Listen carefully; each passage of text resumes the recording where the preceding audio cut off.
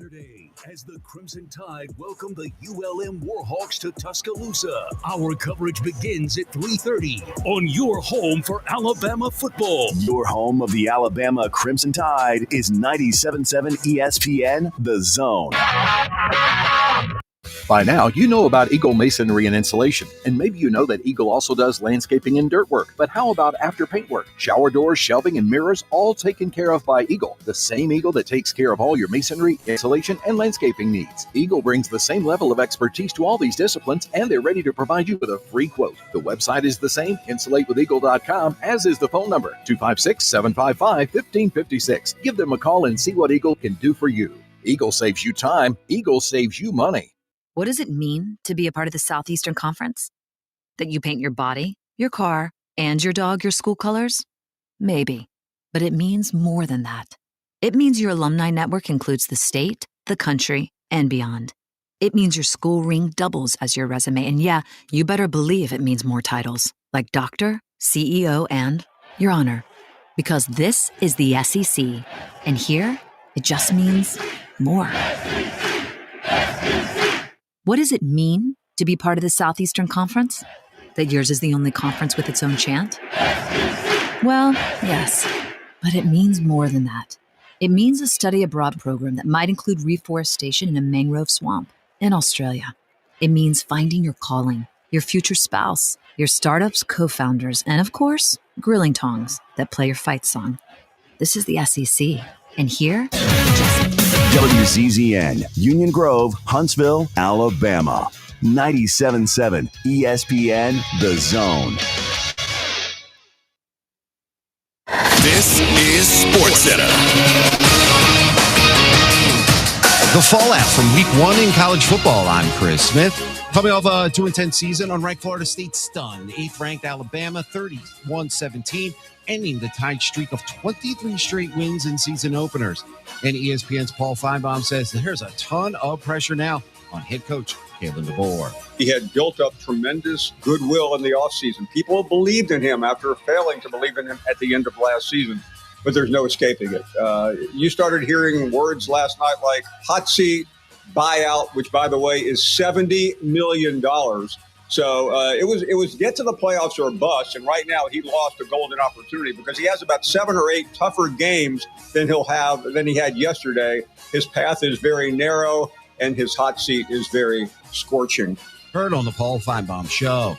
Now, after that upset, Florida State got some good news. Jonah Winston, the brother of former Seminoles Heisman Trophy winner Jameis Winston, announced his pledge to the Noles for the 2026 cycle. The 3-star recruit plays both quarterback and wide receiver and projects as a pass catcher at the next level. On the baseball, where the Cubs are signing first baseman Carlos Santana, a source told ESPN's Jesse Rogers.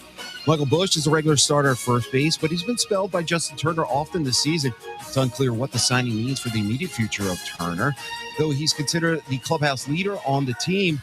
And with rosters expanding to 28 on Monday, the team has several options to keep Turner if they desire. And on Sunday Night Baseball, the Phillies host the Braves. Coverage begins at 6 Eastern on ESPN Radio, 7 East on ESPN. Hey, it's Michelle Smallman, and coming up on Sports for Life. The Chiefs have been to 3 straight Super Bowls, so is this the year the AFC finally catches up to them, or will their dominance continue? We'll discuss it on Sports for Life, 6 a.m. Eastern, right here on ESPN Radio, ESPN2, and ESPNU. 97.7 ESPN, The Zone.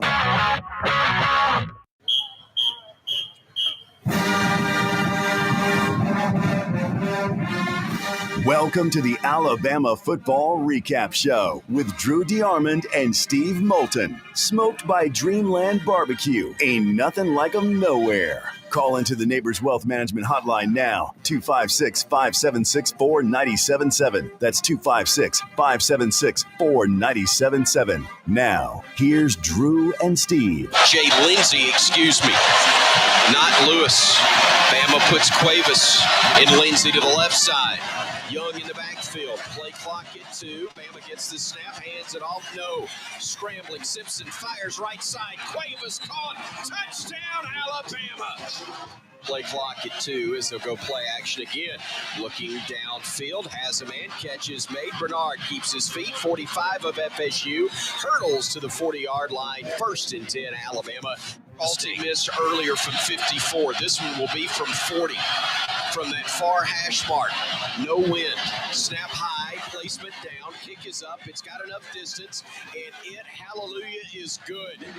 Given where things were on that drive, we will take 3. Bama still down by 2 scores, though, 24-10. Another low line drive, fair catch called for it. Hit it. It hit him, and Bama's got it. Bama's got the football as Lucas called for a fair catch. The ball hit at the 46. It bounced right into him. Back to a Bama player who picks it up.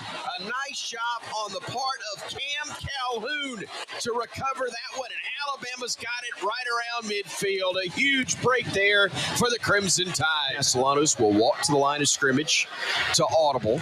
Gets back. He'll roll to the left. Trying to get to the edge. Can't. He's brought down. Keon Sabb read it perfectly. Able to bring him down back around the 20-yard line. Officially the 21. Sack or a quarterback run. Regardless, he goes to the turf, and Bama forces the FSU punt. Simpson rolls, throws it right side. Scott breaks a tackle at the 5, gets to the pylon. Touchdown, Alabama. Rico Scott made the catch from Simpson at the 5, broke a tackle, and just willed his way to the end zone to give Alabama another touchdown and make it a 24-16 ball game at the moment. Under a minute to go, the Noles will snap it one more time, and that's actually all they'll have to snap it. And they will get a 31-17 victory over the Crimson Tide here at Doak Campbell Stadium, Bobby Bowden Field. And Florida State will go to 1-0 to begin the season after going 2-10 last year. And Alabama will lose its season opener for the first time in 24 years. And yes, a program that's won multiple national titles has their fan base storming the field here in Tallahassee. It still means something to beat Alabama, but we got to keep this from happening.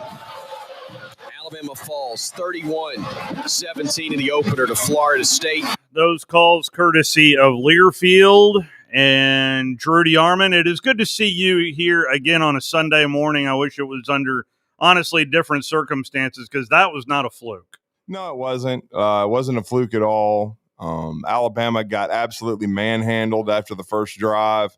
We've seen this now. It did take a 4th down conversion even on that first drive. Yeah, well. But they did it. They did it. Well, but they were off the field on a 3 and out. Yes, thank you. That is one of 3 penalties that I thought was critical. But it's the same thing as last year. They had a full offseason to prepare for Gus Malzahn, who did not do one thing different that he's ever done in his coaching career. All he ran was inside zones, reverses, misdirection, things of that nature. And Alabama they did not play with any eye discipline whatsoever, and they could not get off blocks. The defensive line was an abomination. Freddie Roach is stealing money. And this is why I'm not confident in this coaching staff at all. Last year, okay, I can see.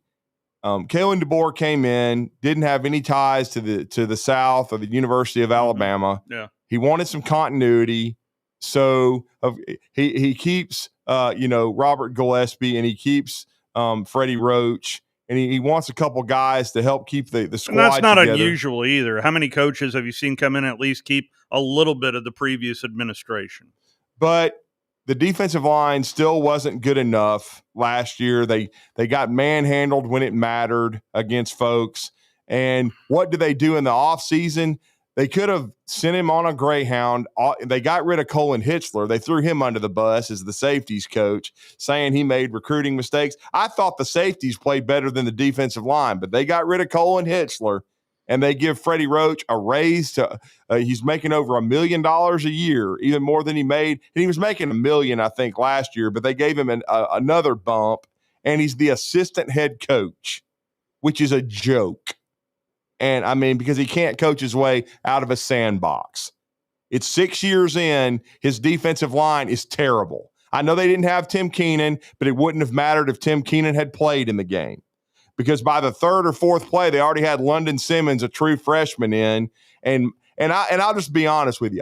I've said that I like the fact that this coaching staff plays more guys because it's the NIL era. You're trying to develop depth. You want them to stay. But at the same time, you need to be playing your starters the majority of the snaps and rotate some guys in at times. But they shouldn't be rotating in by about the third or fourth play. Okay? This is a piss-poor defensive coaching staff. Kane Womack is a clown. He does not know what he's doing. This 4-2-5 doesn't work at all. Mm-hmm. The linebackers look lost, and the linebacker coach is Chuck Morrell, who's one of Kalen DeBoer's boys, who was an analyst last year that they brought on the field. Did it look like to you that Alabama's linebackers knew what they were doing yesterday? All you saw before every snap was a bunch of pointing, looking around. They weren't playing downhill. Yeah. And Deontay Lawson is a senior, a guy that's played a ton of football. Justin Jefferson played in your scheme all last year. Exactly. Mekhi Hill-Green he's just got to Alabama, from Colorado. But he's from Colorado. He's an older guy. Yep. Quay Russaw, he's a freak. He's the best NFL prospect on the team. He made no plays. Steve, it's a football term that I've heard coaches use when you're not physical and you're soft. They're catching people. They catch. They don't deal any misery.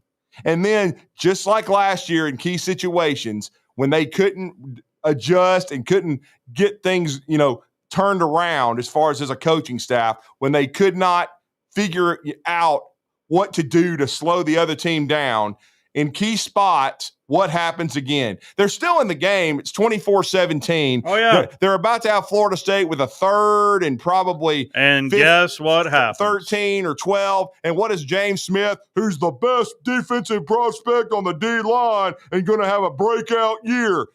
Damani Jackson, for once, doesn't make a mental error and is going to make the tackle. It's going to be for a loss. And James Smith has to come in there and jump on the pile and elbow the guy, because he has no discipline whatsoever, because his position coach is a joke, because there's no discipline on this football team at all. I'm gonna bring up a story that I kept going, it clicked in my head, that was so apropos, because that's why I feel so privileged. I've been in this business 10 years, and I got to see the majority of Nick Saban's run in Tuscaloosa, and then I followed it before then. And I always tried to pay attention, because Coach Saban would tell you things when he was in a press conference. He was mostly trying to talk to his team, and he probably already told his team this behind the closed doors, but he was still trying to hammer home a point. Yeah. He talked about his father, Big Nick. Mm-hmm. He said, my father ran a gas station, and I helped run that. I had jobs I had to do. I had to pump the gas. I had to wipe people's windshields. Mm-hmm. I had to wash cars. I had to dry the cars. I had to wax the cars. And if I didn't do it right, if he came back and saw it when we had dinner that night, there was going to be a reckoning, and he was going to tell me I was going to do it right. There is no reckoning anymore, because people, players, they were afraid not to play hard and afraid not to do their job, because there would be a reckoning from the head coach. There is no reckoning anymore. Every bit of discipline and physical and mental toughness is gone from the Alabama football program. That football team has not responded to adversity once in over a year. They're a bunch of front runners, and if things don't go their way early, they just start pointing at each other, or there's no energy on the sidelines. The head coach looks lost. I mean, and like I said, at halftime, I thought it was a joke when he said, they gave us some different looks offensively. Did you not watch any Auburn film when he was there? They did not do one thing differently at all.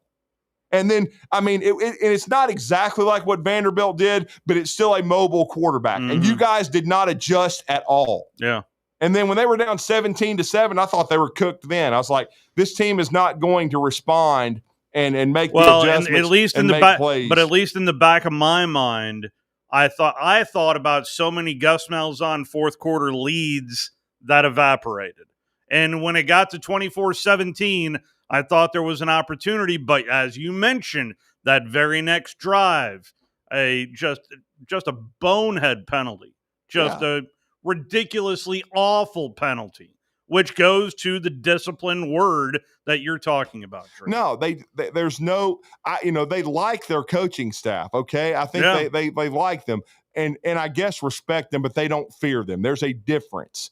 I mean, even in this NIL era, you have to be held to a standard.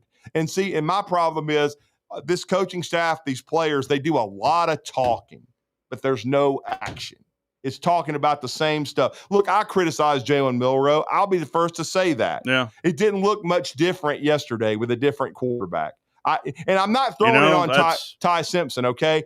He's inexperienced. It's the first game he ever started. He made some bad decisions. Like there was a point in the game where it's 24-10, it's 3rd and long. Yeah, he does a great job getting away because once again the offensive tackles are like turnstiles and they can't keep the pressure off of him. But he made a great play, and all he needed to do was pump fake, run for the first down. Yeah. What does he do? He tries to throw it on the run. Force it. For only he only threw well on the run maybe twice. He did not throw well on the run at all. And like I said, and then I will say the running backs and the wide receivers, they didn't help him. There was too many drops. No. There was only one guy that played championship football for Alabama yesterday, and it was number 5, Jeremy Bernard. He played his butt off. He made play after play. And embarrassingly for Alabama, after that first drive where they established the run, 2/3 of their rushing yards was on one drive. Yeah. Yeah. And then 87 total rushing yards. And then Grubb went away from the run, I thought, too. Yeah. I thought he went away from it. And then I thought they rotated too many guys there, too. I thought they should have just gone with maybe 2 and then work a third in a little bit, but they played 4 of them, and they didn't let anybody get a rhythm. And and that's my thing, though. I don't mind them playing guys, but you got to let football players get a rhythm. And with some, but I'll just say this: that's mostly a problem on defense. Yeah. I don't think this defensive staff. I think Mo Linquist can recruit. Okay, I think he can recruit. No question about that. I think Christian Robinson's a good recruiter, but I think overall this defensive staff is inept. I think they're terrible. I don't think they're ever going to get much better.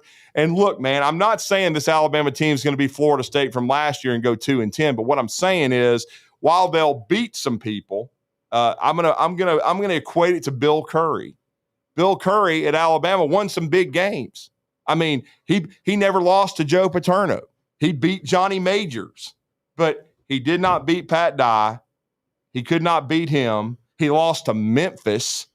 You know, he would just come out and he lost to Ole Miss without completing a pass. So, Drew, let me ask you this. And by the way, for those of you that are on hold, 256-576-4977, just know when you call in, I'm going to put you directly on hold through the system. Is there anything to – now, listen, this is a new age of college athletics. It is. It just is. The transfer portal is real. NIL is real. The depth it's just not there anymore, not just at Alabama, but across the board. Is there anything to that being part of this factor as well when you're talking about playing all of these young players? But is this purely just the defensive side of the coaching, and that is the big problem? Or is it that head coach? Do we need to have that conversation? It's the head coach because he sets the tone for all of it. He hired the guys that are on the staff. He talks about buyout, by the way, $70 million. Yeah, but I mean anywhere from $63 to $70 million. You know, I've already got people sending me messages that Alabama can't compete in the NIL era, which is a joke. They have money. It's just you have to hire the right coach. Okay, and in this case, I'm not sure they have. I can't say for sure, because I didn't see this coming. But not a lot of people did. But by halftime, I did. I was like, I told a couple people, this is Vandy all over again. They're not going to be able to stop the boulder from rolling downhill.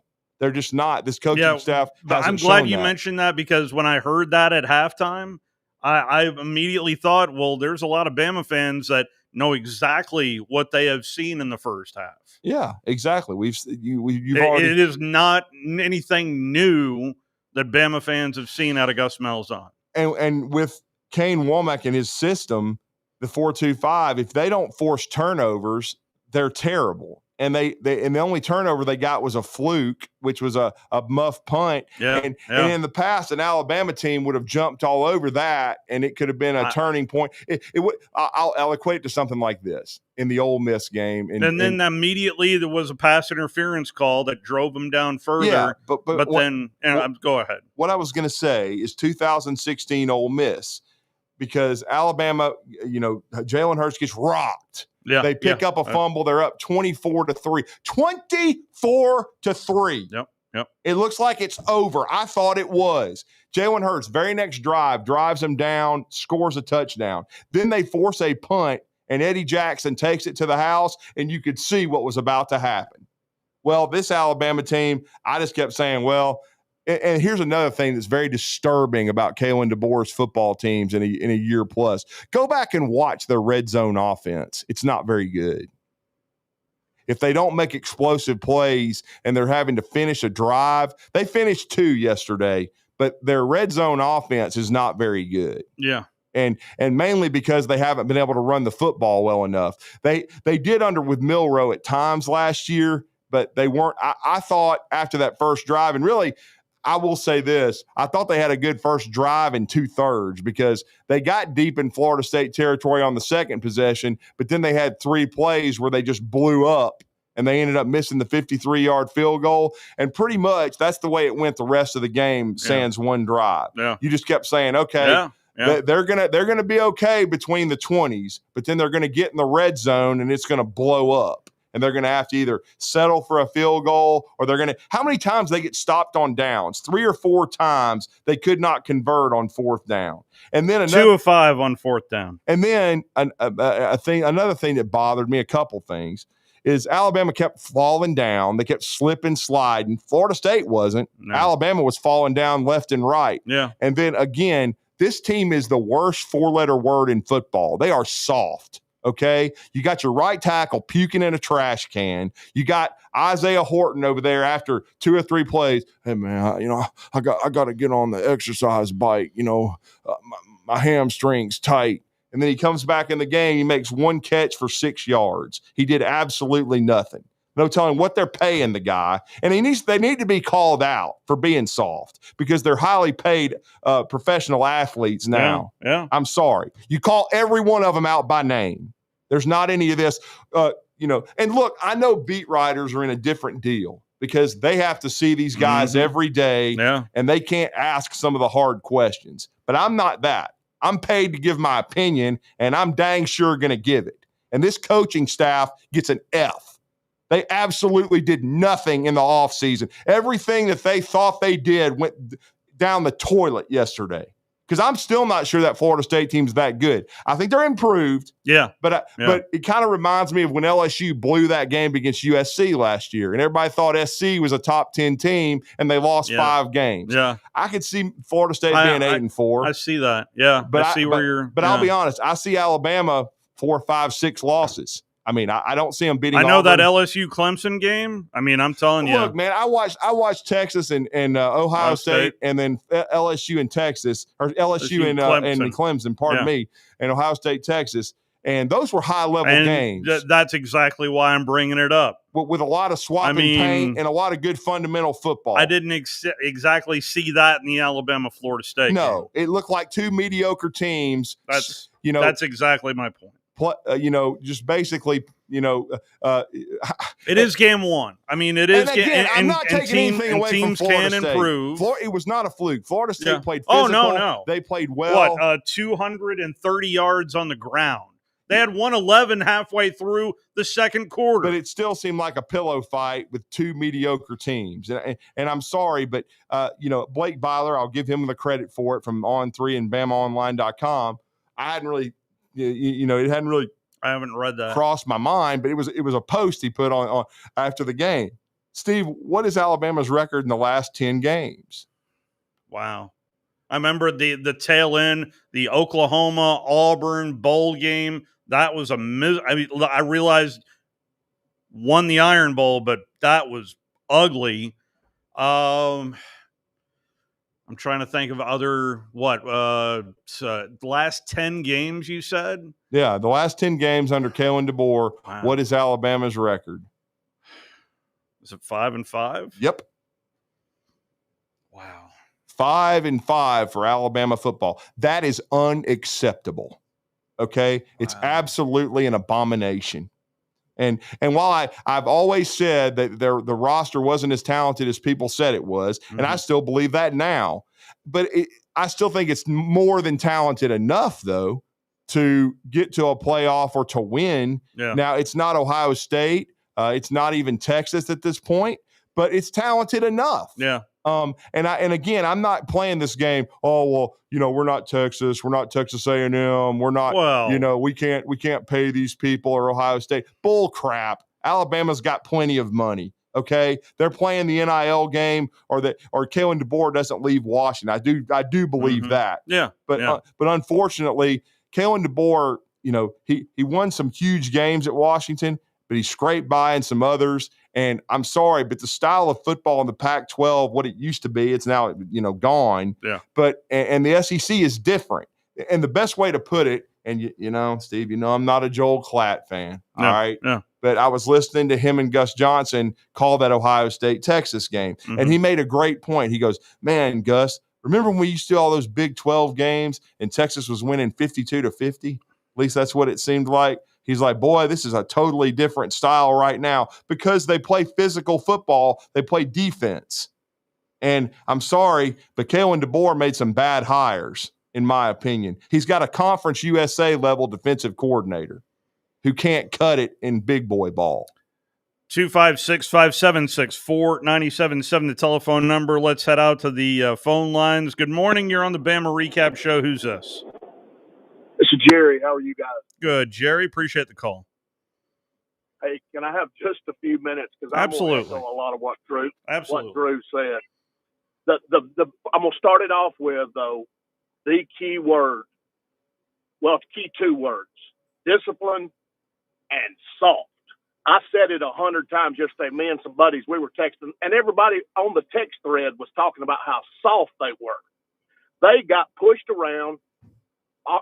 Defensive and offensive lines, and I said this, our right tackle, it wasn't just our right tackle, but our right tackle is horrible. He olayed several times.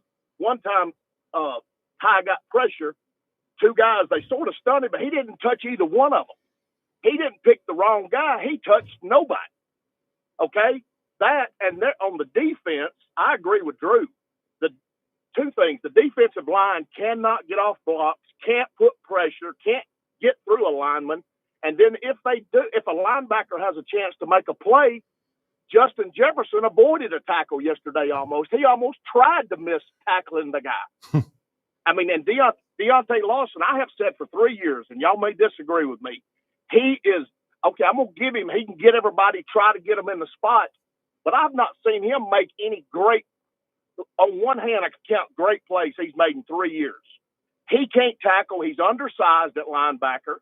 I watched him yesterday when they ran that one touchdown in. There was 5 guys trying to tackle him, the Florida State guy. There's 5 Bama guys on it, and he still runs for 4 or 5 more yards. Deontay Lawson, the linebacker, is not in the 4 or 5, and he's right there with them. I mean, they're soft, and I agree. It's time, and I don't care if it's NIL era or not. Call them out, and tell them how soft they are. And if you're going to play soft, you're not going to play. I don't care. They don't need to. There was several out there yesterday that didn't need to be on the field because they were giving about 30% effort at most. It was embarrassing. And as an Alabama fan, it was very embarrassing. I agree with y'all. Florida State, I agree. They're going to lose 3 or 4 games. They're better. They're much better, but they're not good. And I'm with Drew. I was counting them up after the game last night. I told my wife, I said, if they don't play any better, I see 4, 5, 6 losses with this team. Do you agree? No question, Gary. With this schedule in particular, too. Yeah, I mean I said it to some friends last night. I'm not discounting that they may upset someone. That's why I compared, this situation to when Bill Curry was at Alabama. He was a perennial. He had one good year, which was 89, but he was a perennial 3, 4, 5 loss coach because you never knew which team would show up and how motivated they would be, because he could get you could get him motivated to, like a friend of mine brought up a point in 87. This was his first year. They drilled Penn State, and because he always seemed to play well against Joe Paterno and Johnny Majors, but they drill Penn State and they show up the next week against Florida. I believe it was in Birmingham with some freshman named Emmitt Smith. Yep. And then Florida just diced them. They couldn't Emmitt come Smith close. ran for 200. Yeah, Emmitt Smith ran for about 200 yards that day. Yeah, it's just a joke. And that's what this coaching staff is. You don't know which team is going to show up. And when your head coach is saying we can't play on our heels, we've got to, if we want to be what we want to be, we have to. Did you hear Coach postgame? I've got it if you didn't. I read the transcript. I'll play at least the opening comment. Yeah. I mean, and then I watched a couple of clips, but quite frankly, I wanted to throw up. So, I mean, because I'm not going to, I'm going to respect the person that sent me this message because he's a really good friend of mine and a coach himself. But he just said, the Alabama fan base is not going to tolerate this. This is a bunch of woke BS. He's just talking in circles. And there's no conviction in anything he's saying. That's why I said in my opening monologue, Steve, a reckoning. There needs to be a reckoning. Yep. Whereas, and they tried to lay that down in the offseason. So that's the story going around. Yeah, that's right. Where David Ballou said, this is not acceptable. If you don't want to be here, get out. Well, obviously that didn't work because some of these guys are more concerned about their money than playing for the University of Alabama. Because all they're worried about is all their PR and all their bull crap, and they're not going to lay it on the line for the University of Alabama. They're too busy and worried about their brand than playing winning football. You're exactly right, and I've said that. But we're guilty of creating this generation of it's my right, it's this, and everybody's telling everybody how good they are, and they start in T-ball and don't even keep score. It's just a. When I played, and I played a lot, okay, I don't. It is hard to get up. I'll give you this: it's hard to get up every game. But when you're out there, give effort, act like you care. You watch things happen. Yesterday, they showed a few times of the players on the sideline. There was no upset. There's not an alpha dog on that. Tell me one alpha dog. Give me one alpha dog on that team. I can't name one. Tell me one. I was expecting Deontay Lawson to be that guy. Nope. I'm not answering your question, Jerry, but I'm just telling you what I was expecting. Right. But Drew, give me an alpha dog on that team. I mean, I haven't seen one, man. I will say I've seen, and it's from an unusual position, and he's the only one that showed up yesterday. Jeremy Bernard is a dog. I agree. He plays his butt off.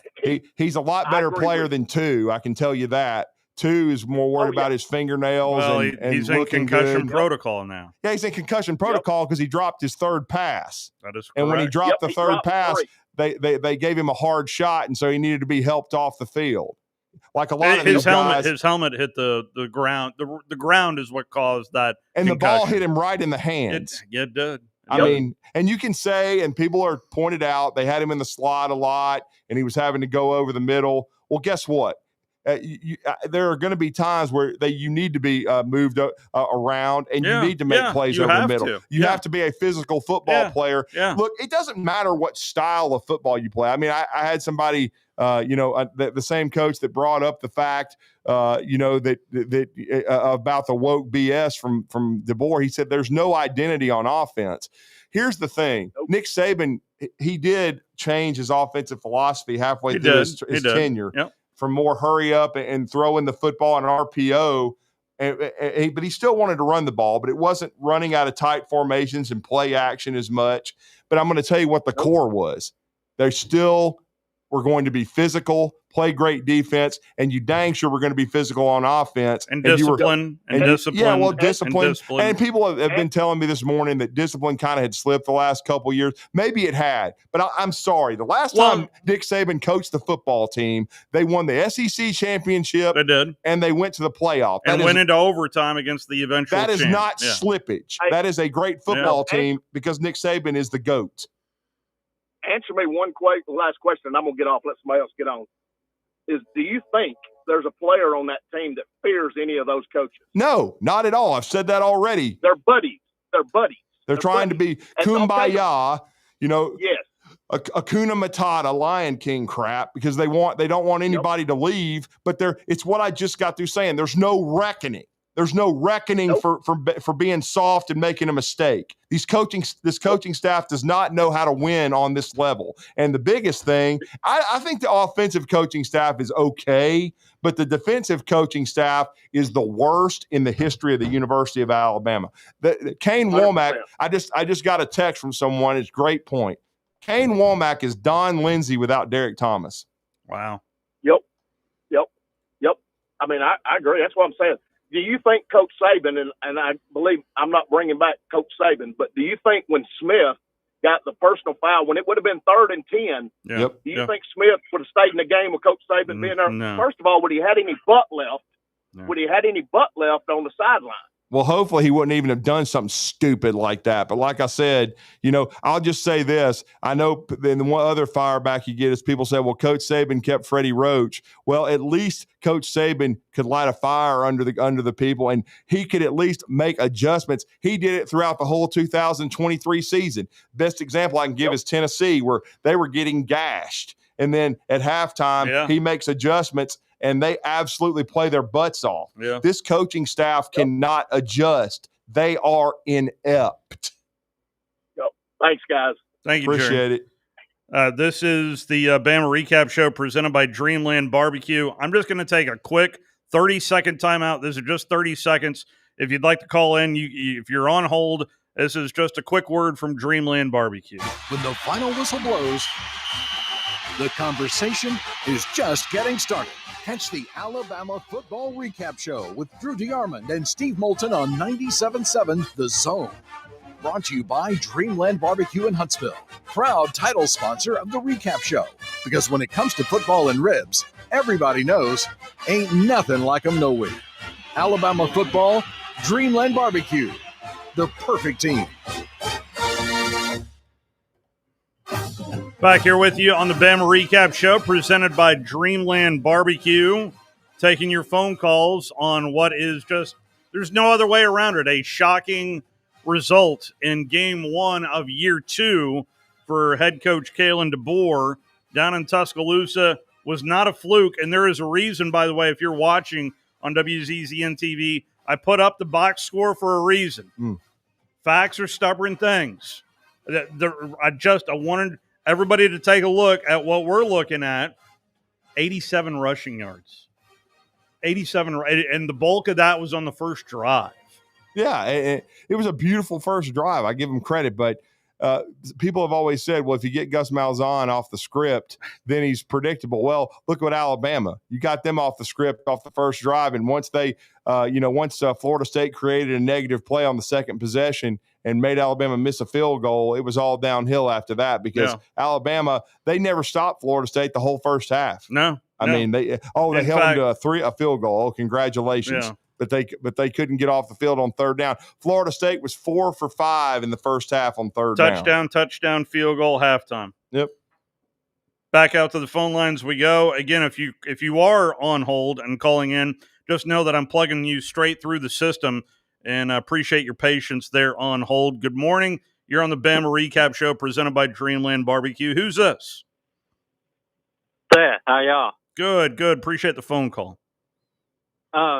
Drew and Steve, I know a lot of people ain't really been talking about this, but what was up with Ryan Williams not catching the football? I mean, he dropped 4 or 5 passes. I mean, when they was hitting him in the chest. What's up with that?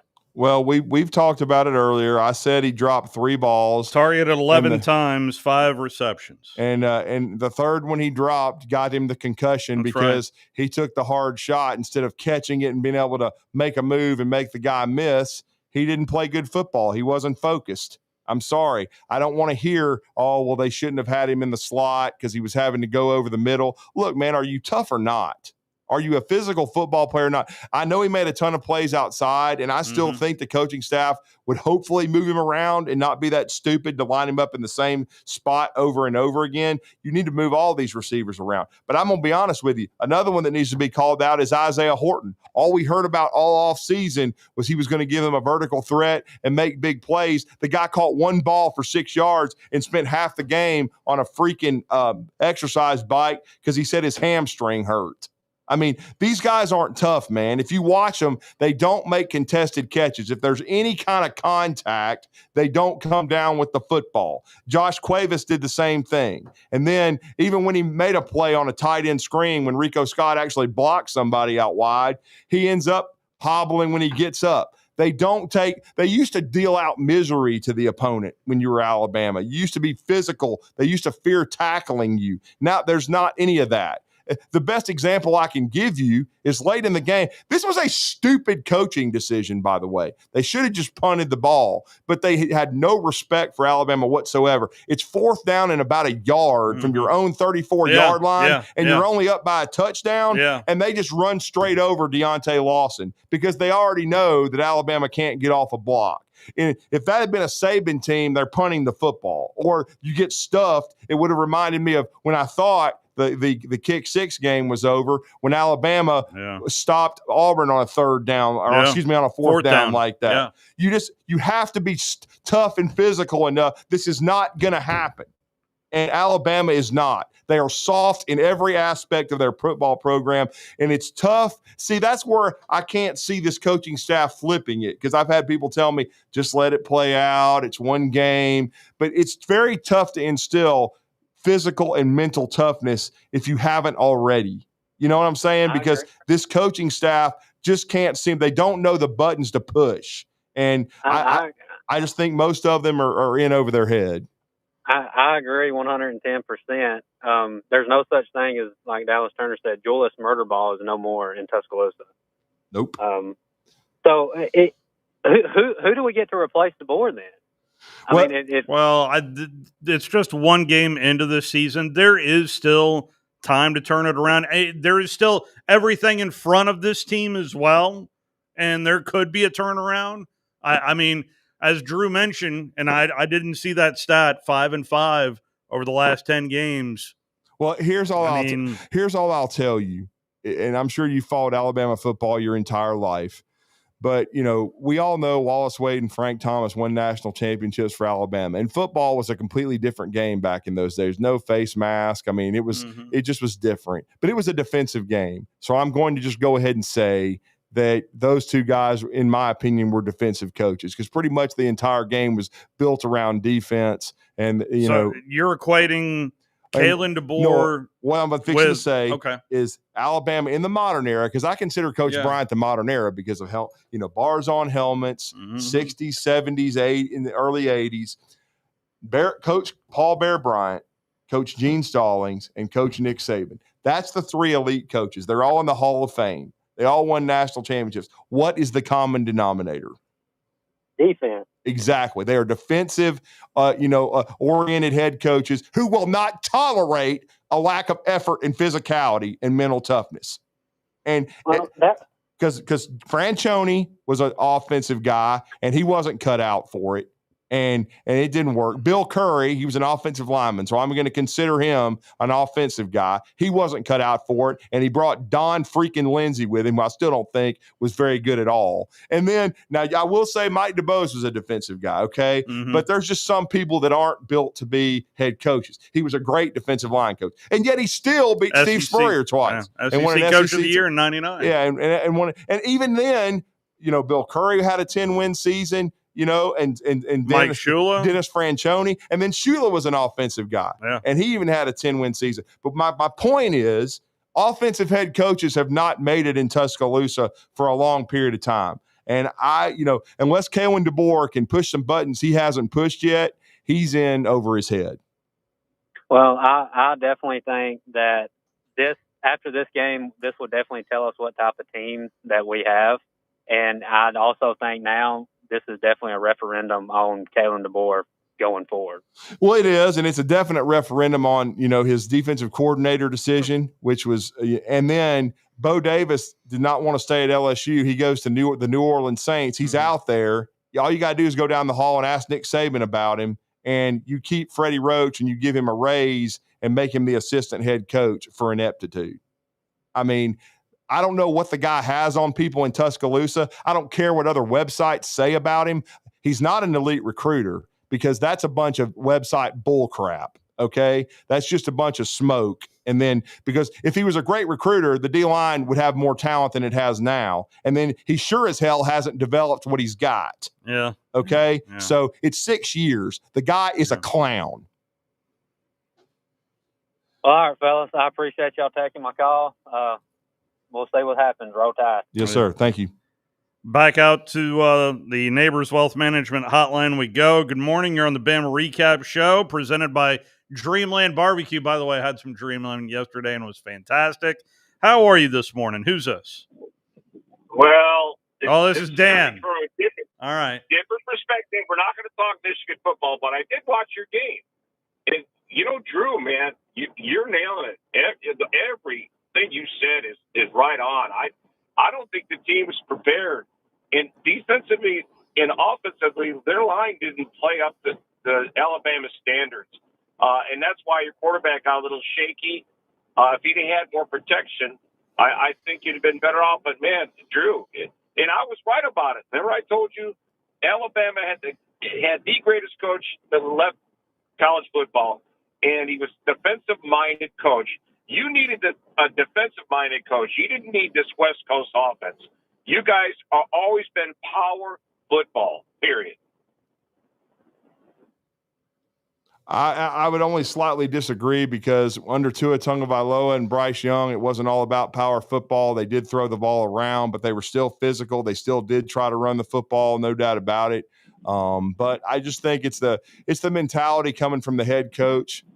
There's no accountability, in my opinion. There's no physicality. They don't know how to teach mental toughness. They don't know what physical football is. Their brand of physical football worked in the Pac-12. It doesn't work in the SEC. It's not. Well, it's like a kid in the lunch. It's like a kid in the lunchroom. You took my lunch and you're not going to fight for your lunch, kind of thing. You know what I'm saying? But no, I agree with you, Drew. At all your points. We'll see how it plays out. If they don't make the playoffs this year, I'm going to ask this question. I'll hang up. What is the coach's situation at the end of the year if they don't make the playoffs? Well, I mean, who knows? I can't answer that. I know the buyout's huge. 70. 70. It's anywhere from $63 to $70 million. So it's a huge chunk. We saw what Florida State did with Mike Norvell because of a huge contract. They cleaned house basically. Yeah, they basically told him to clean house and get rid of assistant coaches and bring in a new staff. And Kalen DeBoer's got a lot of friends on his coaching staff right now. But I mean, if I let him come back for a third year, I would tell him pretty much the entire defensive staff has to go. And you might keep Mo Lindquist, but that's about it. But the rest of them, they're gone. You're going to have to get somebody in here that can get more out of these guys. And again, before somebody tells me if you make changes, it's going to gut the roster, I could care less at this point because the roster is not as talented as people have made it out to be. It's talented, it's good, but it's not. It's also not. Oh well, they just can't spend enough money to buy the right players. No, they have really good players. They don't have a really good coach. Okay, because look, the way I'll equate it, it was a different time then.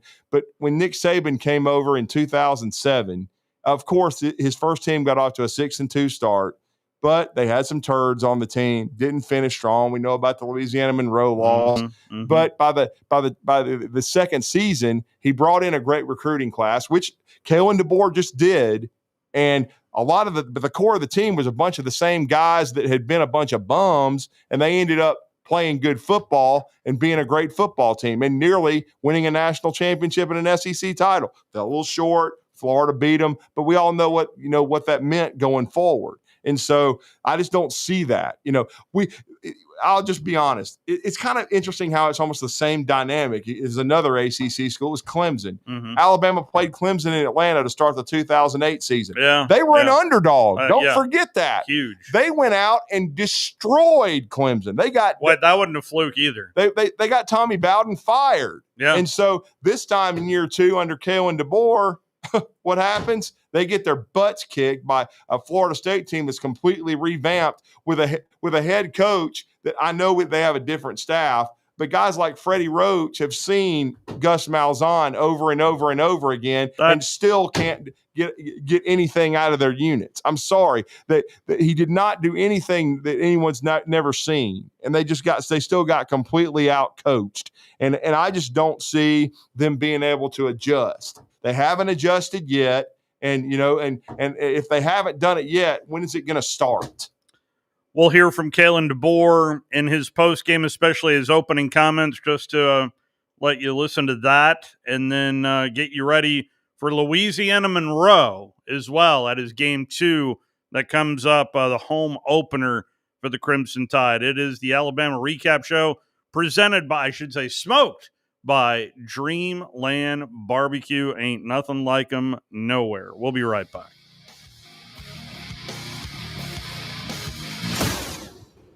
When the final whistle blows, the conversation is just getting started. Catch the Alabama Football Recap Show with Drew DeArmond and Steve Moulton on 97.7 The Zone. Brought to you by Dreamland BBQ in Huntsville, proud title sponsor of the Recap Show. Because when it comes to football and ribs, everybody knows ain't nothing like them nowhere. Alabama football, Dreamland BBQ, the perfect team.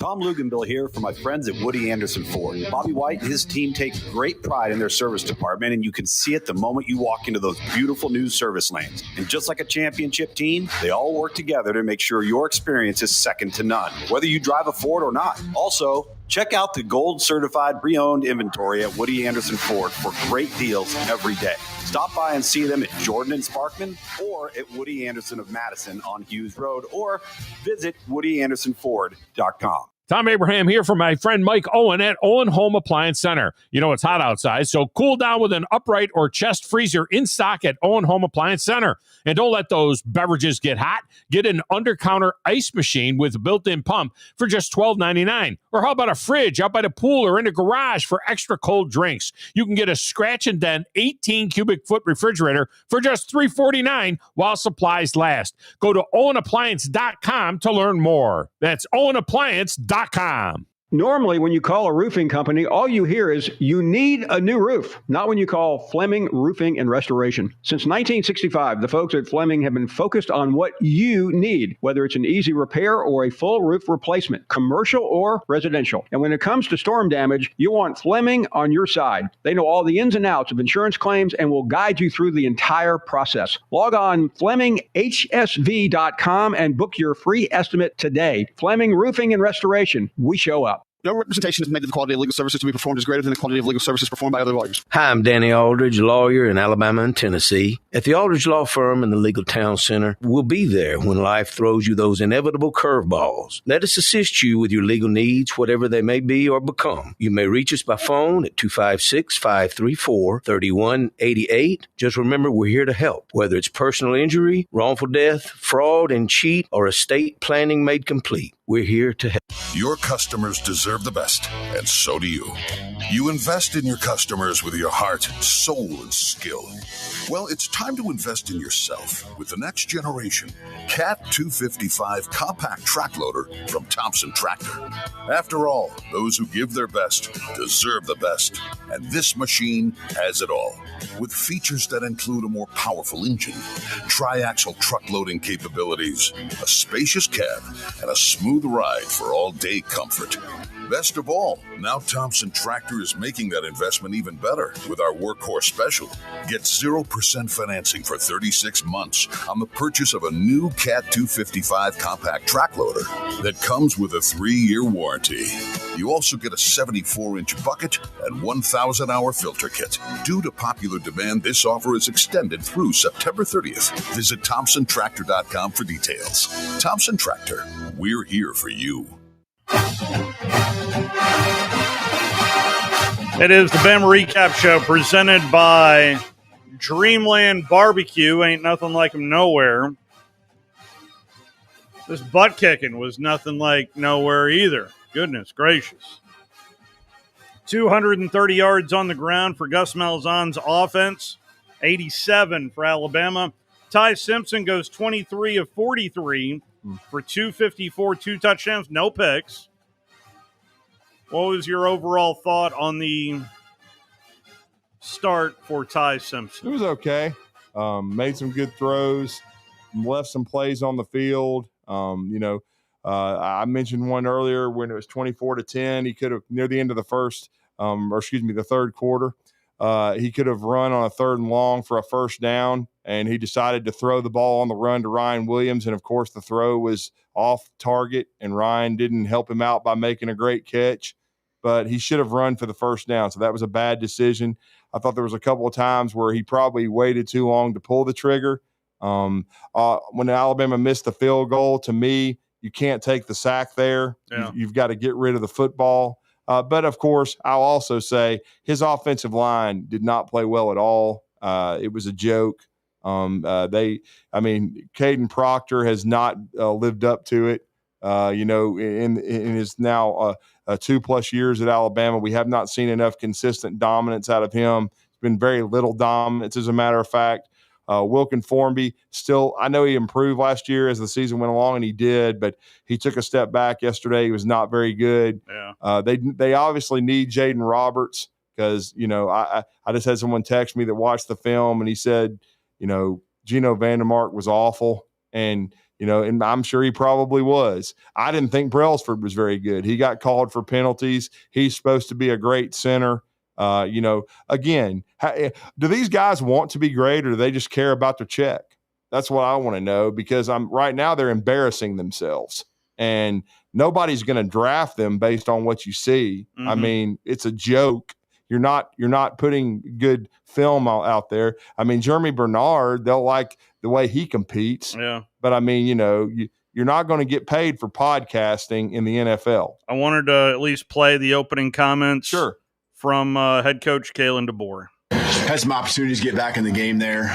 Name of the game is that we can't be hesitant early on. Okay, we got to start faster in all ways. Yes, I know we went down and scored first drive, pieced some plays together, and found a way to put it in the end zone. But just the next couple series, both sides of the ball, we got to do a better job. And we had opportunities there in the second half, but we gave them life. We gave them hope and confidence in the first half there. And then what it does is it puts you in a spot where you got to be perfect. You're playing from behind, and you got to be perfect. And the stress on the guys to make every play becomes greater and greater. And I choose to believe we got a good football team, but we can't play on our heels. Like, we're not going to be what we think we can be, what we want to be, if that's the case. And so again, that falls on everyone. I don't just point the finger at the players. Gave the I know the deep both sides of the ball. I mean, you kind of know what you're going to see, but going into the game, but with new coordinators, but we gotta, we talked in the locker room. There's no excuse about what happened. We step on the football field. They step on the football field, and we got to play ball. We got to play our style of ball, and last year isn't this year. And it's going to be an uphill climb for us, but you can't think of it in the big scope of things. You got to focus on the moment, and the next moment is what happens tomorrow. And we'll find out. We've talked all along about the chemistry on this team, and talked about how close we are, and how hard we've worked, doing a lot of the right things. But we'll find out. We'll find out if that sticks. And see, that just sounds inept to me. It sounds like you're talking around things. There's no, we are going to get better. We are going to, pay the price. We are going to be physical. We'll find out. I mean, I'm sorry. That's just ridiculous.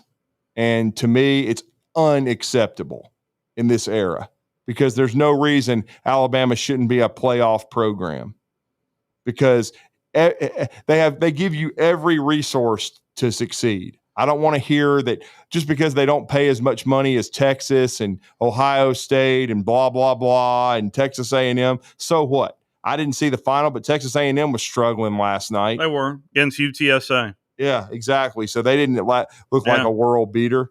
And again, Alabama did lose to Florida State. They do have tradition. It is FSU, no doubt about it. But still, it's the way Alabama looked. It's not like it was a super physical, really good football game like we saw from Texas and Ohio State and then LSU and Clemson. It was not on that level. I mean, I'm sorry. It just was not. Because, I mean, Alabama did make some plays in the game, but I just felt like, they weren't prepared. They weren't well coached. And Florida State made some, obviously some wise moves in the offseason. They did. And they'll be a better football team this year. But I agree with you. I think this is a USC LSU type of deal. I still have that feeling. Now, certainly I hope Florida State wins the ACC. It'd be great. But after what I saw out of Clemson last night. And I congratulated a couple of friends of mine that are from here that are Florida State fans. I said, look, man, y'all earned it. Congratulations. Hopefully y'all are going to have a bounce back year. One of them thinks Florida State can make the playoff. I do not. But, like I told him, hey, I certainly hope so. Yeah. And he's like, well, we need Alabama to bounce back because for our strength of schedule. And I was like, well, I don't see that, right? At least not right now. I mean, I'll be honest. They should beat Louisiana Monroe. If they don't beat Louisiana Monroe, DeBoer should be fired on the field. Okay? Because that just means the players have given up. Yes. You know what I'm saying? Yeah. Which is what happened Saban's first year when they basically mailed in that Monroe game. Yeah. But again, that was Nick Saban. He had national championship, rings on his finger. That nothing was going to happen to him, and you knew it was part of building the team. But if in year 2 they can't beat Louisiana Monroe at home, you hired the wrong coach. This is Chad Morris all over again. I don't care. Find the money. You can find it, but get his ass out of town. Okay. But do I think they'll lose to Louisiana Monroe? I do not. No. There's too big a talent differential. And hopefully some of these gutless guys who that's how they played on Saturday. Hopefully they will have some pride. And they were talking about after the game, well, Ty Simpson, Deontay Lawson. Well, as captains of the team, we can't just roll our helmets out there and win this game. I'm paraphrasing. Mm-hmm. It can't be given to us. We've got to earn it. Well, hopefully they'll go out and play well against Louisiana Monroe. But I'm just going to say this, and it's been a long time. I only picked against Alabama, a couple of times, in the Saban era. Yeah. I picked against them. When they won in Athens in 2015, and then I picked against them, in the SEC championship game against Georgia, and they won that one. Yeah. But other than that, I haven't picked against them very often. And with Kalen DeBoer now, there's no confidence. I can't tell you for sure they're going to beat Wisconsin with an 11 a.m. kick in Tuscaloosa because I have respect for Luke Fickell. And while they didn't look great against Miami of Ohio, they won 17. I think they lost their starting quarterback again. Maybe it may have. They won 17-0. Yeah. But they're going to – I will say this for Luke Fickell. They'll come in – they got embarrassed last year. They did at home. They're going to play physical, and they're going to test your mettle. Mm-hmm. And I couldn't tell you what's going to happen in that game for Alabama. Yeah. I don't know if Alabama, it'll be 11 a.m. brunch. Who knows if half of them will be woken up? Who knows if they got their check? I mean, you never know because, the left tackle didn't want to play in the Rose Bowl unless he got a check. You know what I'm saying? So I hope Caden Proctor's matured a little bit, but he sure as hell hadn't gotten to be a much better player since that time. Of the games that you watched yesterday, I just wanted to kind of maybe get your temperature. Tennessee really impressed me. Well, I mean, they especially offensively, they played well. I didn't get a chance to watch a lot of it. I saw the highlights. I was panning around pretty good, and Tennessee really impressed me. And I picked Kentucky looked like Kentucky still. Yeah. Mississippi State looked better. They to played me. a better second half. They were only up 13-10 at halftime, but they came out. They looked better to me. And see, I'll give them credit for coming out in the second half and making adjustments. And then LSU was down 10-3 at halftime. They win the second half 14-0. And I'm sorry, that catch and touchdown, and it was a catch and touchdown. Yeah, Barry and Brown, that was a touchdown. That rule just needs to. Goodness gracious! I was actually stunned when they looked at it, and then they said, "I thought it would either be a touchdown or first down and goal at the 1-inch line." Yeah. And then when they came back and said incomplete, I was like, "You have got to be kidding me." I was like, wow. I texted an official saying if you are going to the ground as part of the process of the catch, you must keep firm control through the ground, which it's that rule needs to be changed. That was a catch and a touchdown for Barry and Brown there in that one. But I mean, LSU, that was a fantastic game. That to me felt like a high-level game that we would potentially see in January. So Georgia was awfully efficient. I don't know if you watched any of that game, but Marshall is not. It's their whole team went to Southern Miss. 70 new faces on the roster there for Marshall, but I did not see any of the Oklahoma game against Illinois State or Vanderbilt or Florida. And I did watch a little bit of the Arkansas-Alabama A&M game, and that first drive for Alabama A&M, they plowed right through the defense. I think it was a 7-play, 53 some. I mean, it was efficient. This is year one for Coach Shade up on the hill, and Sam's a winner. And if any, that's one of the reasons why I was texting Baz yesterday. And he said that the defense got exposed by Alabama A&M. Now, be it Arkansas bounced back, but that thing was right out of the gate. Alabama A&M left an impression on Hog fans. Well, and I didn't get a chance to see it, but I saw the final score, and it definitely looked like Vanderbilt and Florida handled business. Yeah, they did. Yeah. I mean, supposedly Charleston Southern's starting running back was Brandon Mush. Really? He's been moved to running back from Madison Academy, but they were overmatched, and I mean, so was Long Island University. You knew you were going to win those. I mean, there's no doubt about it. And then Arkansas handled Alabama A&M. For the most part, it was a good day for the league. Yeah. Alabama embarrassed the conference. I mean, they humiliated themselves and they humiliated the SEC, and it's completely unacceptable. So. But what you are going down to Tuscaloosa for a night game coming up this Saturday. That's right. What needs to be on display Saturday? Physicality and mental toughness. And, they, of course, Coach DeBoer has already said they have to start faster. I expect them to start fast. I expect them to get a lead and keep it. But I'm not going to change my mind on this coaching staff. If they beat, they may win 56-0 against Monroe, and I don't care. It's not going to impress me that much because it's a team that you should handle. Now, you better handle them like that. If it ends up being 37-21, calls need to start being made to donors. Like, we've got to get out from under this. In other words, or, hey, Jimmy Sexton, start calling some other schools like on the West Coast and see if somebody's in the mix for a head coach. If Kalen can go 8-4, we need to Bill Curry him and get him out of town and get him to another school and have him go to Kentucky. He went when Bill went to Kentucky, whatever. Get Kalen DeBoer out of here and get him somewhere else and then get another head coach in. But I'm just saying, because if it ends up being a competitive game, that is just fire alarm. Even at the stuff. End of the first quarter, if it's a close game. Well, yeah. I mean, or if Louisiana Monroe comes out and scores on the first drive. I mean, my goodness.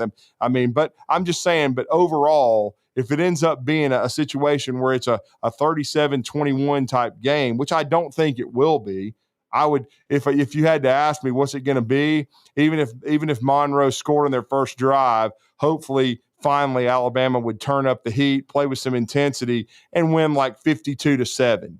Okay, I'm taking a look at it. La Monroe beat St. Francis 29-0. That was on Thursday. Right. So, I mean, I don't know how much you can really devise of that. They did have a running back, McReynolds, run for over 113 yards on 11 carries. Yeah, so they better put it away and put it away early.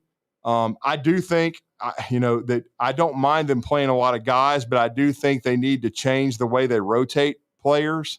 And because I'm sorry, I think they're playing too many. Anybody specific you're thinking about? Well, I mean, I'm not. I just think on defense they played too many guys. Yeah. They played way too many players, especially in the secondary and on the defensive line. You need to find some guys that want to play with intensity and lay it on the line, and then you rotate as the game goes on. But especially the first 2 or 3 series, you need to have guys get in there and establish something, get yourself a lead. But again, I'm not going to change my mind on this coaching staff until they play with some mental and physical toughness. And what that's going to have to be is, they're going to have to play against somebody, especially on the road, face some adversity, come back, make plays, and win games. And because right now, this coaching staff, anytime anything goes wrong and goes off script, they can't fix it at all. And right now, I don't have any confidence in the staff. I would not pick them to beat Auburn right now. I would not pick them to beat Tennessee. I would not pick them to beat Georgia. I think Georgia will absolutely dominate them because that's what they want to do.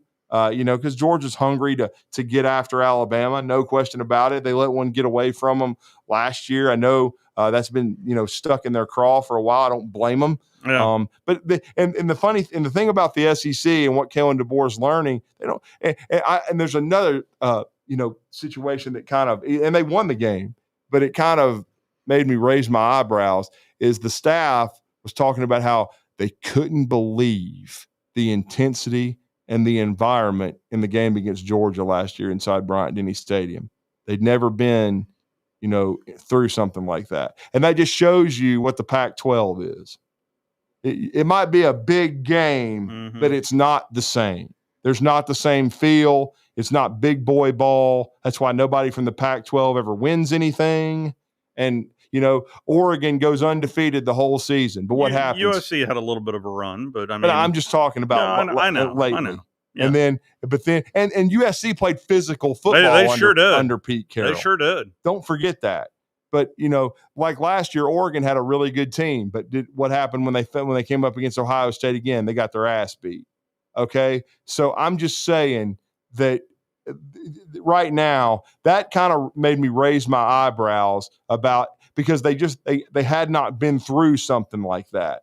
And then the thing that just bothered me, the bottom line about yesterday, is it was the same things. The stupid penalties, not playing physical, dropping the football. You don't respond to adversity as soon as you start trailing. There's no energy on the sideline. There's no alpha dog saying, stop this right now. Nothing. I mean, and then you don't see it from the head coach. There's no fire from him at all. He's just kind of gritting his teeth. And I mean, there's different ways to skin a cat, but there has to be a bad cop somewhere who's getting in people's faces and saying, look, this has got to change. And it just doesn't. And I just think overall they're getting completely out-coached. And I had someone text me that was watching the film, and he said, well, they just need all they need is to be able to make adjustments. And I said, well, but they haven't in over a year. And I don't know that they understand how to, because the way DeBoer, you just played his opening comments, he was talking about, we just got to start faster. You know what I'm saying? You've got to learn to respond. Everything's not always going to go your way. You have to be able to respond to adversity and fight. And I haven't seen much fight out of this University of Alabama football team in over a year. If things start well, they're over there high-fiving and they're hugging on each other and everything's great. But if something goes wrong, even the Georgia game last year where everything was great, but Georgia had fight in it, came all the way back, and Bama did respond. and win that game last year. But that was a one-play deal. Yeah. And then the defense did come up with a turnover, but yeah, that's the only small smidgen. That's the only thing in my mind that I could go to of any kind of comeback. Yeah. But that's it. I mean, but if they faced adversity every other time, they've caved in, and they have not made plays. They have not overcome it. And again, and Georgia was a situation where, and someone pointed this out, Kalen DeBoer's big game record against like ranked teams is good. It was really good. Yeah. But he's already has lost. The second most ranked wins of any current FBS coach behind Kirby. Yeah, but he's also lost more games to unranked teams in 2 years, in a little over a year than Saban lost in his entire career at Alabama. I mean, that's just absolutely pathetic. The only thing I would say to that, Drew, though, this is a different era of college football.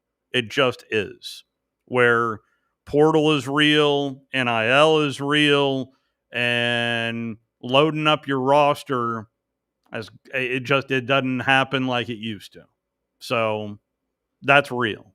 No, there's no depth, but you have to hire good coaches who can develop players. Development is so key. Mm-hmm.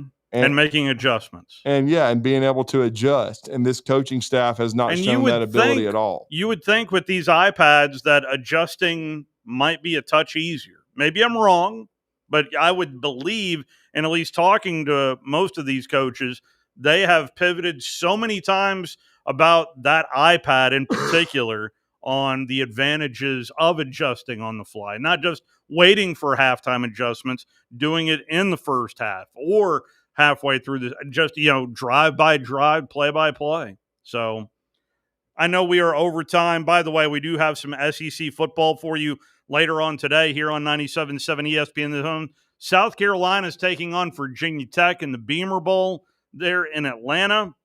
We'll see whether or not the SEC can come up victorious 2 days in a row there at Mercedes-Benz Stadium.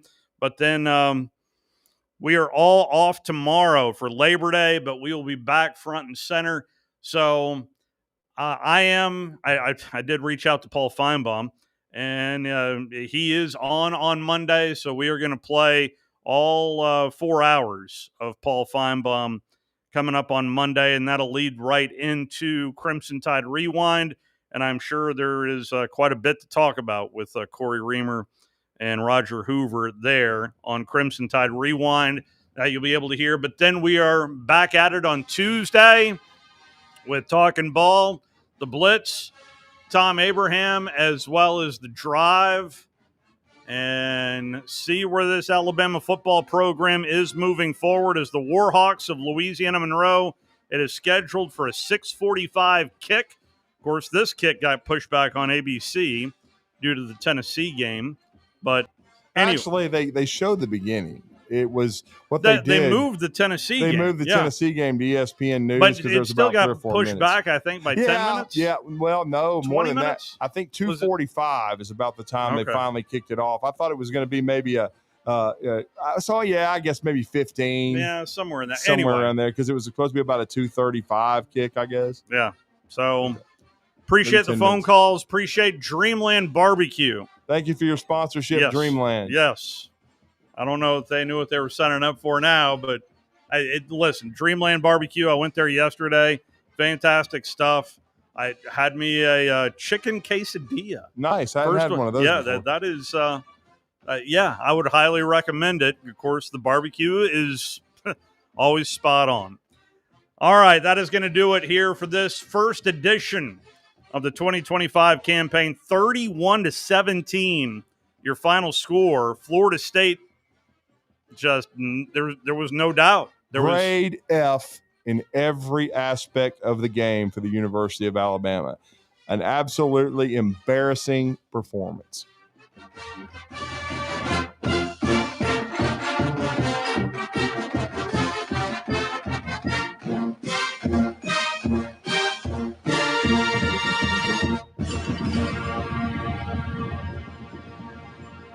WZZN, Union Grove, Huntsville, Alabama. Your home of the Crimson Tide Sports Network. In App Sirius XM Channel 80, ESPN Radio presented by Progressive Insurance. I'm Gabe Nuts along with Matt Schick. And yesterday in college football, again, you just got to love the pageantry, everything that goes into it, leading into a noon kickoff in one of the biggest games of the weekend. We started off with the bang, number 1 Texas on the road at number 3 Ohio State. And it was a bit of a rock fight, defensive battle, Matt, in this game. And end up just 21 points total being scored in this game. Ohio State, 215 yards of total offense.